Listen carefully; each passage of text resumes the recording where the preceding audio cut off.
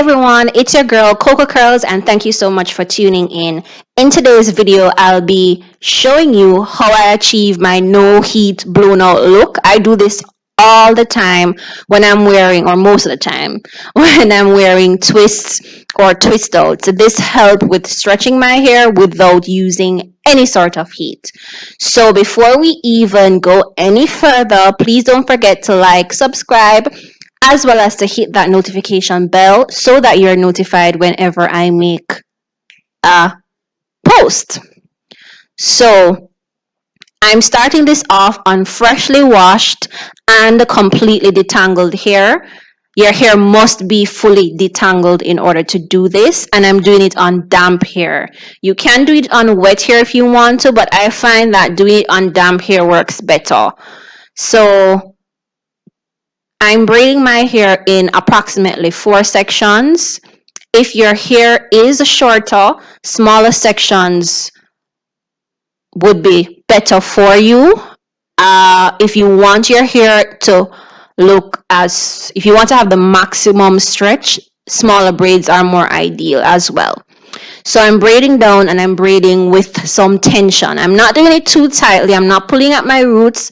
I'm just applying some tension so that my hair will dry as flat and as stretched as possible. You don't want to do twists for this at all because it's going to defeat the purpose of what you're trying to achieve.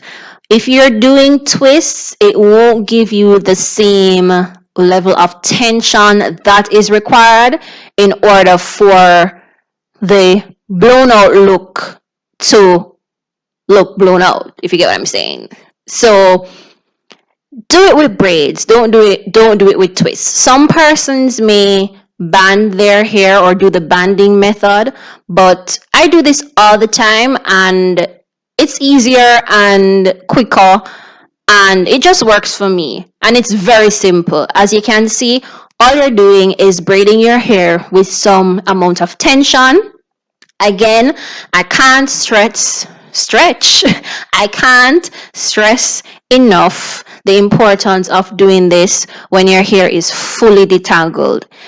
Further down in the video, you will see why that is necessary, but ensure it is completely detangled, free of knots or anything. Don't finger detangle. Use a diamond brush or some form of detangler to ensure that you've gotten out all of the knots or any tangles in your hair. Just continue to braid down.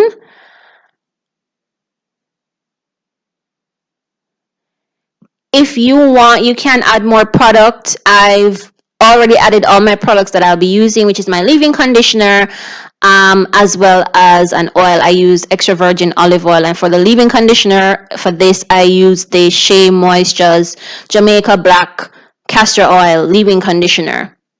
That's the one I use for this. And I've finished braiding that section, and I'm going to complete the other part off camera. So you see how stretched the hair looks already, and it's going to dry with minimal shrinkage. So I've gone to bed, it's the next day. You can add an oil here if you want to, or a hair butter or a serum to unravel the braids. I didn't do that. I just went straight ahead and started to unravel the braids that I had in my head. My hair wasn't snagging or anything. It didn't feel dry. But if you find that when you're detangling or when you're unraveling the braids, it feels a little rough, you can add that to help, as well as help with any frizz that you may have. So, I mean, I should have done, wow, this looks like it would have been a very nice braid out. I should have done a braid out. Let me know in the comments if you want to see a braid out tutorial. Anyways, so I'm completing the unraveling of the braid, and now this is the reason why detangling is extremely critical, because I'm going to be using a paddle brush at this point in time to brush out that braided pattern out of my hair and to add that maximum stretch. I don't recommend using a Denman for this. I find using a paddle brush works better on dry hair, and the Denman works better on wet hair. So use a paddle brush, and as you can see, it's not snagging, it's not pulling, and this is because I fully detangled my hair prior to braiding up. This is the reason this is required. So I'm just brushing out from the ends up to the roots. I'm just brushing it out. This is helping to give that stretched, no heat, blown out look without the use of a blow dryer. And I love it. I'm loving how it's looking so far. So as you can see, that is that section fully brushed out. I'm just going to continue with this section. If you want, you can brush out in smaller sections as well. If you find that if you're doing it, you are experiencing some snags, just be gentle. I am not experiencing any breakage or anything. I'm not losing any hair whatsoever, and I'm being very, very gentle with brushing out my hair. If you experience any sort of tangles, don't continue brushing, just finger the tangle out any knot that you may have, and then proceed to brushing out that section. I'm going to complete the other side as well, just unraveling, and I'm going to be doing the same thing. I mean, if you wanted to do this with twists, it would not have the same effect. It would look more of a brushed out fro instead of a blown out fro. But braids are just ideal for this one. I'm really loving the definition, guys. Like, I don't know why I really didn't do a video showing a braid out or did the entire thing first. So continue brushing out your hair. And that is about it.